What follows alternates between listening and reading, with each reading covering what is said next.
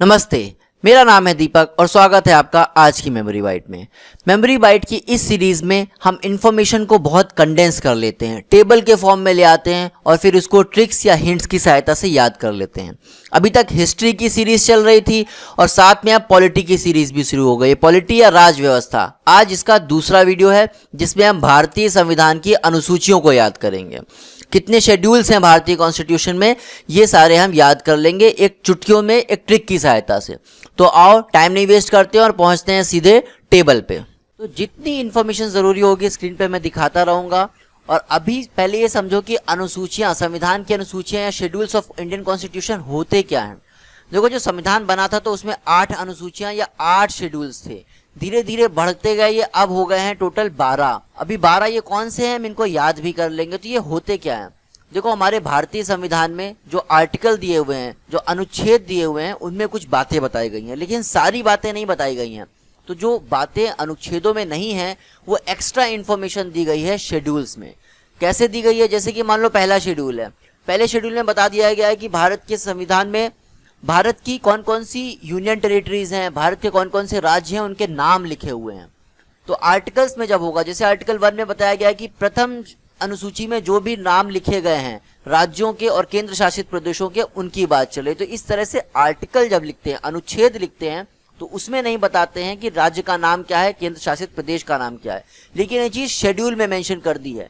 इस तरह से शेड्यूल्स में कुछ एक्स्ट्रा इन्फॉर्मेशन दी जाती है।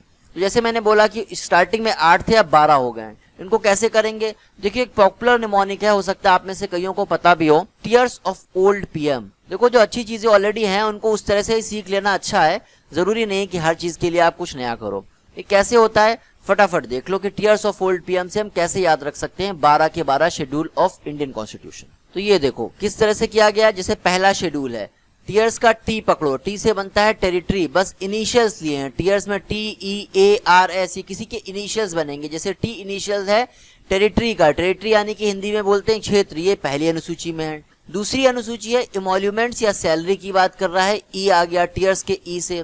इमोल्यूमेंट क्या होते हैं, इमोल्यूमेंट जो कुछ लाभ मिलते हैं ना वेतन के अलावा, उस तरह की चीज है। सैलरी होती है वेतन। तीसरा शेड्यूल हो गया ए से अफर्मेशन या ओथ। अच्छा, जैसे एमोल्यूमेंट और सैलरी में डिफरेंस बताया, वैसे ही आपको पता है कि अफर्मेशन और ओथ में क्या डिफरेंस होता है। देखो, ओथ जो होती है वो भगवान के नाम पे ली जाती है, शपथ बोलते हैं इसको, शपथ भगवान के नाम पर ली गई है तो वो शपथ है। लेकिन हमारे देश में क्या है, हमारा संविधान स्वतंत्रता देता है कि आप चाहो तो भगवान में भरोसा रखो, विश्वास करो, और अगर आप चाहो तो ना करो। तो अगर जिसका भगवान में भरोसा नहीं, वो क्या करेगा, वो शपथ तो लेगा नहीं। तो वो अफर्मेशन या इसको बोलते हैं प्रतिज्ञान। ये जो भगवान के नाम पे लिया जाता है उसको बोलते हैं शपथ, और भगवान के नाम पर जो नहीं लेते हैं वो होती है अफर्मेशन। अच्छा, तीसरे शेड्यूल में कई सारे लोगों की अफर्मेशन या ओथ दी गई है। जैसे राज्यपाल की दी गई है, चीफ जस्टिस ऑफ इंडिया की दी गई है, मिनिस्टर्स की दी गई है, राष्ट्रपति की नहीं दी गई है। राष्ट्रपति की शपथ कहाँ पर है उनका, चलो ये चीजें हम पढ़ेंगे क्यों दिया गया है ऐसा, मतलब राष्ट्रपति की शपथ में और मिनिस्टर्स की शपथ में क्या डिफरेंस होता है, चीफ जस्टिस से क्या अलग होता है, इस तरह की छोटी छोटी चीजें हम करेंगे। फिर चौथा शेड्यूल है आर टीयर्स में बना, आर से बना राज्यसभा। राज्यसभा में जो हमारी सीटें होंगी, राज्यसभा की जितनी भी सीटें, कितनी सीटें उसमें राज्यसभा में कितनी सीटें रिजर्व होती है, सारी चीजें हम करेंगे पॉलिटी में। तो उनका आवंटन कैसे होगा, पॉपुलेशन के बेस पे होगा, प्रोपोर्शनल सिस्टम ऑफ रिप्रेजेंटेशन होगा, ये सारी चीजें राज्यसभा की चौथे शेड्यूल में बताई गई हैं। पांचवा शेड्यूल है शेड्यूल्ड ट्राइब से रिलेटेड, शेड्यूल्ड ट्राइब की बात चल रही है, शेड्यूल्ड एरिया की बात चल रही है, ये उसमें हो गया। और छठा शेड्यूल्ड ओ से बना अदर ट्राइब्स। अदर ट्राइब्स कहाँ कहाँ की होंगी, 4 स्टेट्स है ना, इसको ऐसे कर लेते हैं, मी अमेठी। तो मी से क्या बन गया, मी से बन गया मिजोरम, ए से बन गया असम, एमी से बन गया मेघालय, और टी से बन गया, थी से बन गया त्रिपुरा। इन 4 अदर ट्राइब्स की अदर उनकी बात चली गई है, ये 6 शेड्यूल में हुआ है।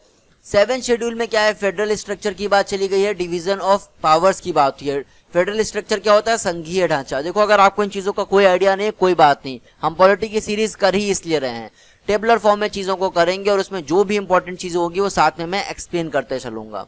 ये हो गया 8वें शेड्यूल में ऑफिशियल ऑफिशियल लैंग्वेजेस की बात चल रही है। कितनी है, 22 है ना भारतीय भाषा इस समय। शुरुआत में 14 थी, धीरे धीरे अमेंडमेंट हुई, सिंधी जुड़ी, पैसे पहले तो 15वां हुआ, उसके बाद और जुड़ी, लास्ट में ये नेपाली, मणिपुरी, कोंकणी, इस तरह से, उसके बाद बोडो, असम, डोगरी, कई सारी इस तरह से जुड़ती रही। तो वो वाली हम सारी की सारी करेंगे। फिर 10वां शेड्यूल हुआ, नाइन्थ शेड्यूल हुआ, नाइन्थ यानी कि भूमि सुधार की बात करी गई, 9वीं अनुसूची में लैंड रिफॉर्म की बात करी गई एल से। 10वां शेड्यूल डी से हुआ, डिफेक्शन या एंटी डिफेक्शन लॉ की बात करी है, इसके बारे में हम करेंगे, आया राम गया राम, क्या इस तरह की चीजें होती थी। 11वां शेड्यूल पी से होता है पंचायती राज, तो 11वें शेड्यूल में पंचायती राज की बात करी गई। 73rd अमेंडमेंट हुआ जब संविधान में 73वां संविधान संशोधन करके पंचायती राज लाया गया।